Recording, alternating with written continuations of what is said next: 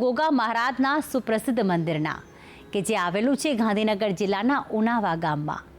અહીં ભક્તોને તમામ સાંસારિક વિપદામાંથી મુક્તિ મળે છે. નિસંતાનને સંતાન પ્રાપ્તિ અને રોગી વ્યક્તિને સારું સ્વાસ્થ્ય ગોગા મહારાજના આશીષથી પ્રાપ્ત થાય છે. અને તેથી જ ગાંધીનગરના ઉનાવા ગામે રાજ્યભરમાંથી શ્રદ્ધાળુઓ પધારે છે. તો આવો ગોગા મહારાજના સ્થાનકનો મહિમા જાણીએ. ગાંધીનગરમાં માણસા તાલુકામાં આવેલ ઉનાવા ગામમાં ગોગા મહારાજનું ખૂબ જ પ્રસિદ્ધ અને સુંદર મંદિર આવેલ છે, જેના પર ભાવિક ભક્તો અપાર આસ્થા ધરાવે છે. અહીં આવતા દરેક ભક્તો ગોગા મહારાજ પર અપાર આસ્થા રાખે છે અને તેમની મનોકામના પૂર્ણ થતી હોવાનો વિશ્વાસ પણ રાખે છે. આ મંદિરની વિશેષતા છે તેમાં કરેલી કાચની કોતરણી. આ મંદિરમાં આપ જોઈ શકો છો કે કઈ રીતે અલગ અલગ રંગના કાચની મદદથી સુંદર કોતરણી કરવામાં આવી છે, જે આ મંદિરનું ખાસ આકર્ષણનું કેન્દ્ર છે.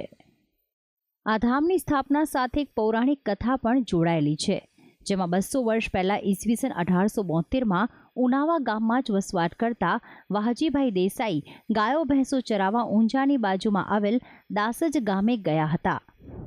ત્યારે એક સાંઢણીને સાપ કરડ્યો હતો અને એ દરમિયાન વાલજીભાઈ દાસજીએ ગોગા મહારાજને સાચા દિલથી યાદ કર્યા અને ગોગા મહારાજે પણ સાક્ષાત તેમને દર્શન આપ્યા હોય અને મદદ કરી હોય તે રીતે તેમની સાંઢણી ફરીથી સજીવન થાય છે. અને એ સમયે વાલજીભાઈની આંખોમાં આનંદના અશ્રુ આવી જાય છે. ત્યારે વાહજીભાઈ દેસાઈ પોતાના ગામમાં જ ગોગા મહારાજની સ્થાપના કરી અને નાનું મંદિર બનાવી અને પૂજન અર્ચનની શરૂઆત કરી હતી. આ પૌરાણિક કથા અનુસાર ગોગા મહારાજના પ્રથમ પૂજક વાહજીભાઈ દેસાઈ હતા. આજે તેમની 5મી પેઢી કરશનભાઈ દેસાઈ ગોગા મહારાજની સેવા કરે છે. અહીં વર્ષમાં 2 પર્વની ધામધૂમપૂર્વક ઉજવણી કરવામાં આવે છે. એક છે નાગપાંચમ અને બીજો છે ચૈત્રી નવરાત્રિની આઠમ. આ 2 પવિત્ર દિવસ દરમિયાન લાખો લોકો દર્શન કરવા માટે ઉમટી પડે છે. તો દરેક નાગપાંચમના દિવસે તો દરેક ભક્તો માટે ચા નાસ્તાથી લઈને જમવાની પણ ખાસ વ્યવસ્થા કરવામાં આવે છે.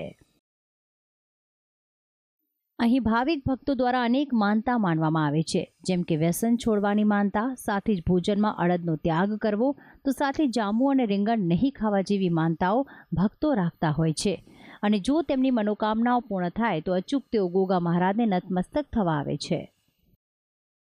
આ સ્થળે નિસંતાન દંપતી ગોગા મહારાજને શીશ ઝુકાવવા આવે છે અને ગોગા મહારાજ તેમનો ખોળો ભરશે તે આશા લઈને જાય છે.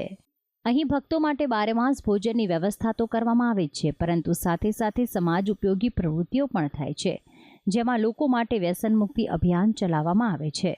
ગોગા મહારાજના પવિત્ર ધામમાં મંગળવાર અને બુધવારે ભક્તોનો ભારે ધસારો જોવા મળે છે.